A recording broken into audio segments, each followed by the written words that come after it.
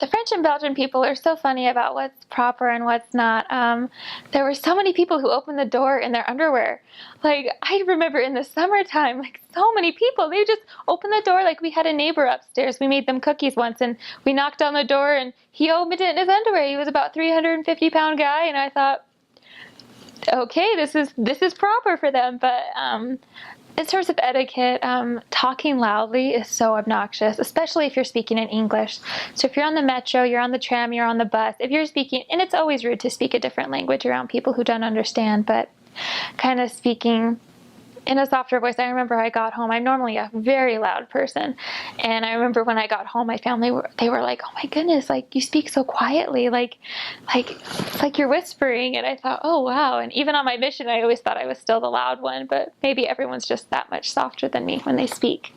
And in terms of when you're eating, maybe I hadn't been invited to many dinner parties beforehand, but one thing that's always a good rule is to kind of follow the woman of the household and how she eats. Like, if you have no idea how to hold whatever forks are in front of you, if you have no idea how to spread the cheese that's given, then kind of look to the woman of the household to see, or for elders to kind of look at the gentleman of the house, the brother in the house. So the French and Belgian people are so funny. They're all about their days off, and they have Catholic holidays spread out all throughout the year.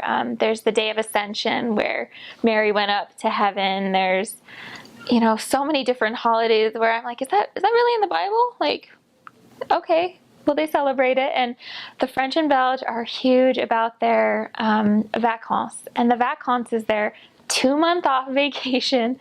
I was serving in a tiny city in the north of France during vacances, and none of the buses ran. We actually had to get a car because there were just no buses, especially on the weekends. And some people didn't want to go to church on vacances. They're like, "Oh, were you going? But it's vacation." And I thought, no, we're going to church. And a lot of them go to the south of France, so you might lose members of your bishopric for 2 months. You might lose, your ward mission leader for a few weeks, but, we do that in America too, so that's totally understandable. And some people, their vacances is just closing their blinds and staying inside, and I just thought that was so great. Another custom is and this is more predominant in the smaller villes, the smaller cities, but the sieste, which is kind of a little nap they take in the afternoon from 12 to 2. And I really only noticed it when I was serving in a really small city in France. And we'd knock on the door and people would say, "Oh, these are sacred hours for me. Like, I don't talk during these times. I only nap." I thought that was so cute. A lot of stores had closed down. Like, there was a nice sandwich shop we liked that if we wanted lunch there, we'd have to go there either before 12 or after 2 because they'd closed down for the sieste. But in the bigger cities like Paris, doesn't sleep. Well, that's not true. Paris sleeps, but Paris is just going, and they don't take their little nap, and they don't in Belgium either. And I think that's mostly because of the influx of different cultures, and other cultures are like, "What? No, we're good. We'll work during those hours." The Netherlands used to be kind of part of France.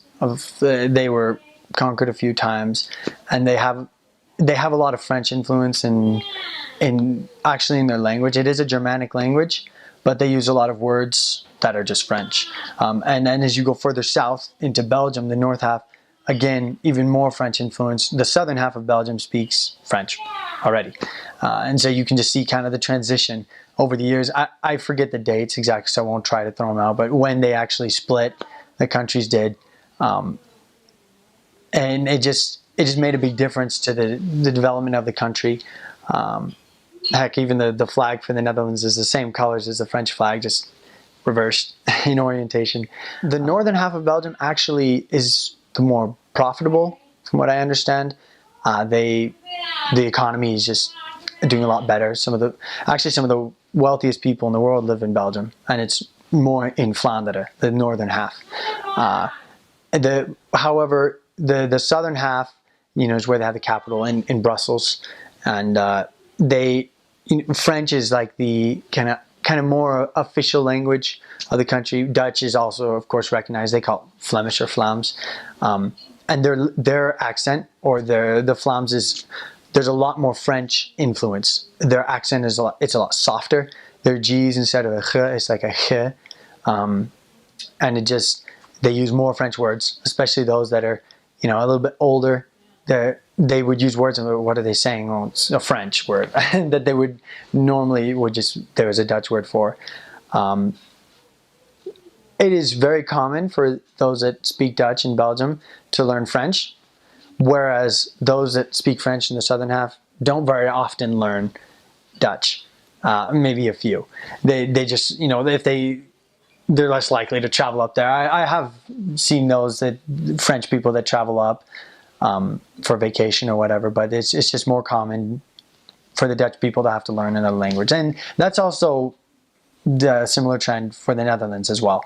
They make it a point to learn other languages, and those coming in aren't really expected to know Dutch. They just assume it. They assume that you won't if you're a tourist.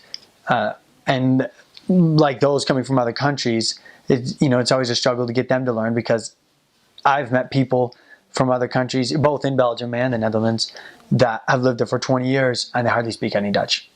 They can hardly, get a few simple sentences, not very well said, just because they don't necessarily need to. You can get around with English. You don't really integrate yourself in the society, but you can manage. And for them, that's good enough. And so it's just interesting to see how their culture is. I'd say if you really want to become a part of it or understand it more, you really have to make a point to learn their language, learn the way they do things. I don't know. So the Belgian culture and the French culture are similar but very different all at the same time. The French make fun of the Belgians, and the Belgians make fun of the French all day long. So whenever you serve in France and you go up to Belgium, they make fun of your French accent when you speak French.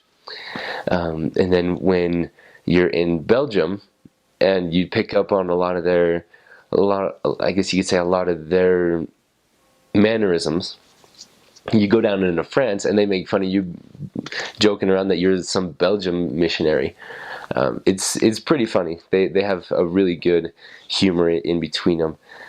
But the culture between the two of them, I didn't notice too big of a culture difference. But I've talked to plenty of people that they say that the culture difference is huge. Then again, it probably just depends on where you serve in Belgium as well, because being the fact that Belgium is kind of split in half in a sense, where it's the Flemish side and then you have the French side as well. So there's just a lot of culture in Belgium, a ton of it. And so I feel like a lot of the pure Belgian culture, it's hard to find.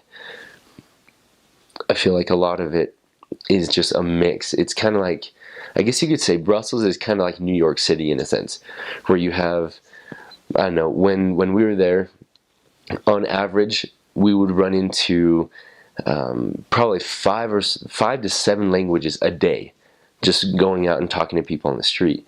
You'd run into Spanish, Portuguese, Dutch, German, French, obviously, and then you'd run into Polish, Finnish, like Swiss. You just run into anything. It's actually really weird a lot of the time, which kind of limits your contacting pool a little bit. But that's just, and I say that just to give you an idea about how diverse the culture is over there. So I feel like the French have a more rounded culture now, where the French are extremely prideful, and I don't say that in a bad way either. I say that in a very how do you say that?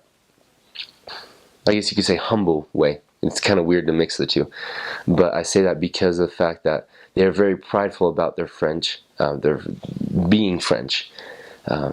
They are very happy to be French, and none of them would ever want to be anything different. They are extremely proud of their food and how they eat and how good it is and how long they spend at the table. So basically, whether in France or in Belgium, but mostly in Belgium, if you do not like French fries, you are not going to last long. Almost every meal they'll offer French fries with about everything. And especially in Belgium, they're very well known for their fries, so you have to at least try it one time. But if I was you, always ask the members, because some of the fry places are not as good as others, and they know where the best ones are.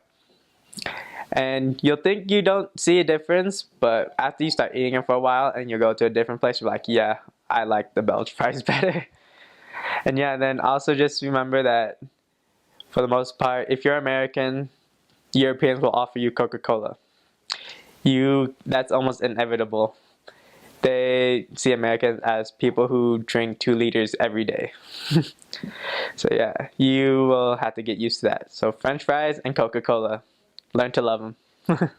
In Belgium, just like in France, it depends on who you'll meet. Like, some people will be excellent chefs, but usually if you do go eat a meal anywhere, usually with members, you'll have like a regular 3-course meal, salad, and then you'll have your main dish, and then you'll have your cheese dish, and then you'll have a dessert. So it sort of goes in that order. So it's really fun. So you'll almost always be full. If you're not full, then the members aren't feeding you enough, but you can't expect people to give you, well, in some places, yes. But in France, you'll think it's not a lot, but then once you actually start eating, you're like, okay, this is more than I can handle. Yeah, members there, they're like, I remember there was 3 pieces of chicken left, and everyone's at the table was like, I'm full, and they're like, okay, elders, this is all for you. My command looks like, I can't eat it. So I ended up eating everything. And in French culture, they actually kind of appreciate it if you do finish your meal. If you don't really finish it, it is kind of disrespectful, but if you tell them it's too much, for the most part, members will understand. But if you're to go like to a non-member's house and you do like eat their food, you eat it and you tell them that you love it, they will love you for life.